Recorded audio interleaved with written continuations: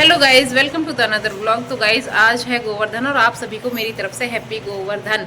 सो अभी बज रहे हैं दोपहर के 12 और हमें बनाना है गोवर्धन। यहाँ हमारी बेटी सो गई है, ये रही। अब ये सो गई है तो हम फ्री हो चुके हैं। हम बनाएंगे गोवर्धन, मैं और मम्मी मिलके दोनों। तो आपके यहाँ गोवर्धन कब मनाया जा रहा है, आज या कल, कमेंट करके ज़रूर बताइएगा। और अभी हमें बहुत सारा काम करना है, खाना वगैरह। हमने आज सिर्फ खिचड़ी बनाई है क्योंकि शाम को हमारे यहाँ बनती है कचौरी गोवर्धन पे। तो मैं आपको दिखाऊंगी आज की मेरी कला। मैंने वैसे कभी बनाया नहीं है, मैं पहली बार बनाऊंगी गोवर्धन। तो आप बताइएगा कि आपको मेरा गोवर्धन कैसा लगा। सो स्टार्ट करते हैं अपना दिन। और पहले मैं दिखाती हूँ मैंने सुबह उठ के कितना काम करा है। तो आज सुबह सुबह उठी थी मैं लगभग 6 बजे। मम्मी मुझसे पहले उठी थी और बाहर जाके मम्मी ने कर दिया था झाड़ू पोछा। मैं अंदर आती हूँ और देखती हूँ मेरी बेटी रो रही है, तो मैंने पहले उसे पालने में लिटा दिया है और साथ में वह भाभी भी आ गई थी तो उसे झुला रही थी। तो मैंने सोचा मैं अपना काम कर लेती हूँ, तो मैंने झाड़ू लगाना स्टार्ट कर दिया था। अंदर मैंने सारा साफ कर दिया था पहले ही, फिर मैं हॉल में आ जाती हूँ तो मम्मी से बातचीत करते करते मैं हॉल की भी सफाई कर लेती हूँ अपने की। क्योंकि आज त्यौहार है तो भाई देखो झाड़ू पोछा ये बहुत अच्छे से होना चाहिए। तो त्यौहार तो चल ही रहे हैं वैसे भी। तो गोवर्धन था तो मैंने सोचा कि पहले अच्छे से डीप क्लीनिंग कर लेती हूँ अपने घर की। पहले झाड़ू लगा दी है पूरे घर में, और बाहर मम्मी ने कर दिया था। नीचे जितना पोर्शन है बाहर का उसमें झाड़ू भी और पोछा भी, मम्मी तो धो देती हैं डेली। तो मैंने ऊपर आके कर लिया था इसमें पोछा। सारे घर में पोछा लगाऊंगी पहले और उसके बाद काम करूंगी थोड़ा सा और, क्योंकि आज मुझे करने हैं अपने सूट की कटिंग और फिर मुझे जाना है भैया दूज पे अपने घर। तो मैंने सोचा कि पहले जल्दी फटाफट काम कर लेती हूँ। गोवर्धन तो दोपहर के बाद ही बनाया जाता है, तो दोपहर तक मैं अपना जो मेरा काम है वो करूँगी और उसके बाद मैं बनाऊँगी गोवर्धन आज। तो अंदर की साफ़ सफाई करने के बाद मैं आ जाती हूँ बाहर की तरफ। और ये रंगोली अभी बची हुई है तो मैंने सोचा बचा ही देती हूँ, 1-2 दिन और रहेगी, उसके बाद ये खुद से ही ख़राब होने लगेगी तो फिर इसको हम कर देंगे साफ़ यहाँ से। अभी हमने की नहीं है क्योंकि अभी खास कोई ख़राब हुई नहीं थी ये। तो बाहर यहाँ का जो पोर्शन है ये हमने गमले वाला ये खाली कर दिया है, तो मैं इसलिए यहाँ पे भी अच्छे से झाड़ू पोछा लगा देती हूँ ताकि मच्छर वगैरह ना आए। बाहर का काम निपटाने के बाद मैं आ जाती हूँ अंदर और फिर अपना सूट फैला लेती हूँ। मुझे सूट की करनी है कटिंग, क्योंकि मेरे जो 2 सूट हैं उनमें से एक सूट सिल गया है, हर एक का जो पैंट है वो भी पड़ा हुआ है ऐसे ही। तो मैंने सोचा मैं दूसरे सूट की कटिंग कर लेती हूँ और उसको भी फिर सिल देंगी मम्मी, क्योंकि मैं कटिंग कर देती हूँ तो मम्मी बहुत जल्दी जल्दी से सूट सिल देती हैं। मेरे को ज़्यादातर अपने ही हाथ के सूट समझ में आते हैं, क्योंकि कई बार मेरे कपड़े बेकार हो गए हैं, बताती कुछ हूँ और होता कुछ है। तो इसलिए मुझे डर लगने लगा है अपने फैब्रिक ख़राब होने से बचाने के लिए। मैं कोशिश करती हूँ मैं खुद ही सिल लेती हूँ। वैसे तो इतना टाइम नहीं होता है बच्चे के साथ कि मैं सारे काम खुद ही कर सकूँ, लेकिन हाँ फिर भी जब भी टाइम मिलता है तो मैं मैनेज करने की कोशिश करती हूँ। यहाँ पे मैंने अपने सूट के दोनों को, फ्रंट को और बैक को कट कर लिया है और उसके बाद बाजू का जो फैब्रिक था उसको हटा के रख दिया है, क्योंकि आजकल फैब्रिक इतना कम आने लगा है कि बाजू में बिना जोड़ बनाए ही बाजू ही नहीं बन पाती है। तो यहाँ पे मैंने इसलिए छोड़ दिया था साइड में ये कि मम्मी अपने हिसाब से कट कर लेंगी बाजू, क्योंकि मम्मी को भी अपना सिलाई के एक अलग ही एक्सपीरियंस है। ये वाला सूट कट करने के बाद फिर मैं कट करूँगी अपना एक पैंट। उसका सूट मैं कल सिल चुकी हूँ, तो मैंने सोचा कि मैं इसकी पैंट को कट कर लेती हूँ। तो फ्रंट पार्ट की मार्किंग करने के बाद अपने हिसाब से मैंने यहाँ पे फ्रंट पार्ट को कर लिया है कट, और सेकंड पार्ट को इसी के ऊपर रख के, यानी कि सेकंड पार्ट को ऊपर रख के और नीचे रख के उसको थोड़ा सा बढ़ा के कर लूँगी मैं सेकंड पार्ट को भी कट। क्योंकि पैंट में ऐसा ही होता है कि अगर आप दोनों एक साथ कट करोगे तो आपकी जो फिटिंग है वो अच्छी नहीं आएगी। तो यहाँ पे मम्मी भी मेरे पास आके बैठ जाती हैं, तो मम्मी की भी देख रही थी, मम्मी भी मुझे यहाँ पे सलाह दे रही थी थोड़ा सा कि इसको कैसे कट करना है। उसके बाद मैं खाना खाना बनाने की कर देती हूँ तैयारी। और खाने में आज मैंने बेसिक सी खिचड़ी बनाई है, जो है मूंग की दाल और चावल की, क्योंकि हमारे यहाँ गोवर्धन में शाम को कचौरी बनती है, कचौरी से ही पूजन होता है और पूड़े बनते हैं साथ में। तो शाम को भी ऑयली ऑयली सा हो जाएगा, तो मैंने और मम्मी ने सोचा कि आज हल्का फुल्का सा बना लेते हैं। तो सुबह के लिए मैंने खिचड़ी छोंक दी थी। खिचड़ी छोंक के मैं कुकर को बंद करके सोचती हूँ कि अभी मेरा कितना काम बाकी पड़ा है। अभी यहाँ तक मैं नहा भी नहीं पाई थी और 10 बज चुके थे और 12 बजे से मुझे बनाना था गोवर्धन। तो मैंने सोचा फटाफट से इस कुकर को कर देती हूँ बंद, और इसको सीटी आने तक मैं अपना छोटा मोटा जो काम है साइड का वो कर लेती हूँ ख़त्म। जैसे कि कपड़े फोल्ड करने थे, बेबी के कपड़े वॉश करने थे, और भी मेरी बेटी का छोटा मोटा काम था वो भी मुझे करना था। तो यहाँ पे फाइनली मेरी खिचड़ी बन जाती है और उसके बाद मैं जाती हूँ बाहर की तरफ। तो यहाँ पे मैंने लास्ट में देखा कि यार मेरी खिचड़ी में थोड़ा पानी कम रह गया है, तो मैंने थोड़ा सा पानी और ऐड कर दिया था इसमें, क्योंकि मम्मी ने बोला था कि खिचड़ी बनाना लेकिन थोड़ी पतली सी ही बनाना, क्योंकि वो खिचड़ी थोड़ी टाइट हो जाती है तो वो अच्छी नहीं लगती है। तो मैंने सोचा मैं चलो इसमें थोड़ा सा पानी और ऐड कर देती हूँ। तो और उसके बाद मैं चली जाती हूँ नहा धोकर नीचे गोवर्धन बाबा को बनाने के लिए। और यहाँ पे मैंने पहले बेसिक सा बेस बना लिया था।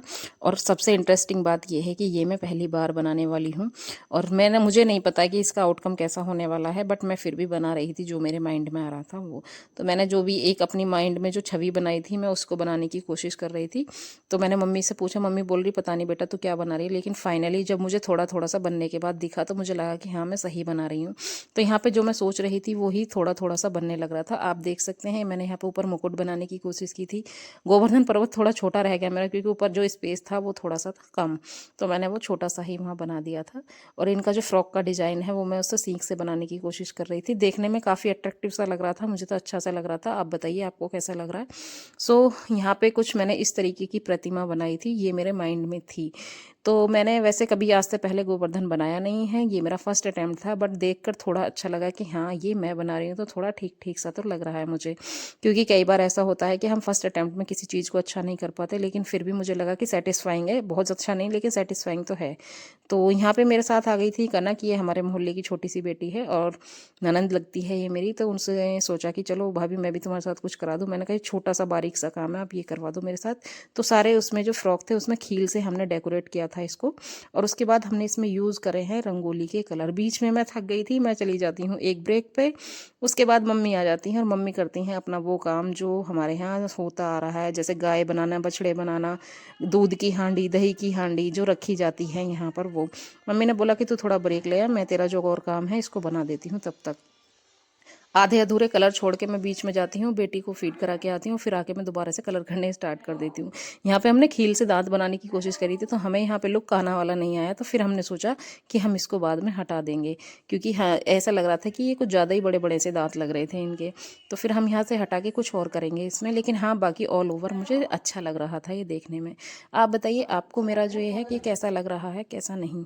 उसके बाद जो मेरा काम था वो था मेन इसको थोड़ा सा अच्छा लुक देना। तो मैंने सोचा कि इसकी एक आउटलाइन कर देती हूँ ताकि ये पता चले अलग से कि हाँ ये एक फ्रॉक टाइप का है या कुछ भी है, मतलब लगे कि हाँ ये कुछ है।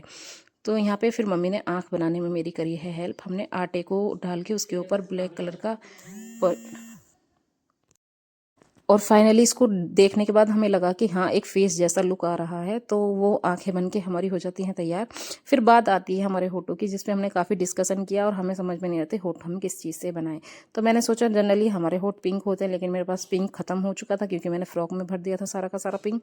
तो मैंने सोचा कि मेरे पास जो डार्क सा कलर है मैं इसको डाल देती हूँ, ऑरेंज टाइप के सा, लेकिन वो देखने में अच्छा लग रहा था काफ़ी, मतलब पहले वाले से मच बेटर लग रहा था। तो फाइनली जब ये मेरा कुछ इस तरीके से बन के हो जाता है गोवर्धन तैयार, और फिर मैं करती हूँ इसकी बाउंड्री, क्योंकि हमारे यहाँ गोवर्धन को ऐसे ही नहीं रखा जाता, उसकी एक बाकायदा बाउंड्री होती है और बीच में गेट छोड़ा जाता है।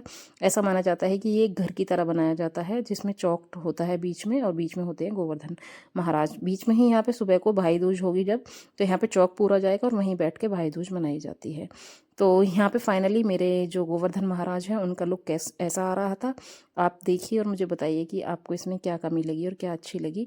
अगर आपको अच्छा लगा हो तो कमेंट में एक अच्छा सा कमेंट ज़रूर करिएगा। और आप सभी को मेरी तरफ से हैप्पी गोवर्धन। मैंने तो जो सोचा था वो बनाने की कोशिश करी है, 100% नहीं लेकिन हाँ कुछ कुछ परसेंट तो बन ही गया है। यह करते करते मुझे बज चुके थे 3 और मैंने जाके अंदर देखा कि अभी तो मुझे और भी बहुत काम करना है, क्योंकि हमारे यहाँ दिन छिपने तक हमारे गोवर्धन की पूजा हो जाती है। तो उसके लिए मुझे बनानी थी कचौरी। तो फटाफट 3 बजे जाके मैंने करे हैं आलू बॉईल। आलू बॉईल करने के बाद लगभग 4 साढ़े 4 के आसपास मैं बनाने लग जाती हूँ अपनी कचौरियाँ। और आप देख सकते हो आलू की स्टफिंग वगैरह मैंने तैयार करके रख ली थी, और बीच में मैंने सूट भी सिला था, तो कल मैंने 1% भी रेस्ट नहीं किया है।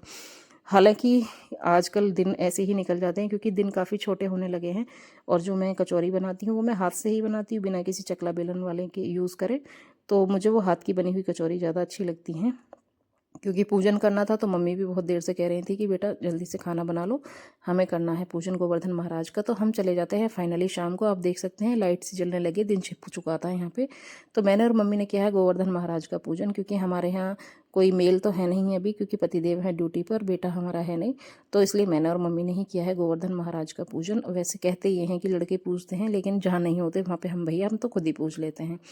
तो मम्मी ने कहा कि चल ठीक है, गोवर्धन महाराज का पूजन हो गया तो एक काम कर, यहाँ पे बम या पटाखे चला दे। लेकिन मैंने कहा मम्मी मैं बम पटाखे नहीं चला सकती, मुझे सबसे ज़्यादा डर इन्हीं से लगता है। मैंने कहा आप ट्राई करो। फिर मम्मी ने बोला कि मैं तेरे लिए एक अनार लेके आई हूँ, चल अनार चला दे। मैंने कहा ठीक है, वो मैं कोशिश कर सकती हूँ। तो शाम को मैंने एक अनार चलाया था। आप देखिएगा, मैं बड़ी डरती डरती से चला रही थी इसको। इंसास और SLR को चलाने में इतना डर नहीं लगता जितना इसको चलाने में डर लगता है। तो यहाँ पे मैंने अपना अनार चलाया था। उसके बाद मम्मी की बारी आती है तो मम्मी कहती हैं चलो ठीक है मैं चला लेती हूँ। तो मैंने कहा ठीक है मम्मी। आप सभी को मेरी तरफ से हैप्पी गोवर्धन। मिलती हूँ नेक्स्ट व्लॉग में भाई दूज के साथ। और आज हूँ मैं थोड़ी सी लेट, अगर लाइक शेयर सब्सक्राइब कर दीजिएगा।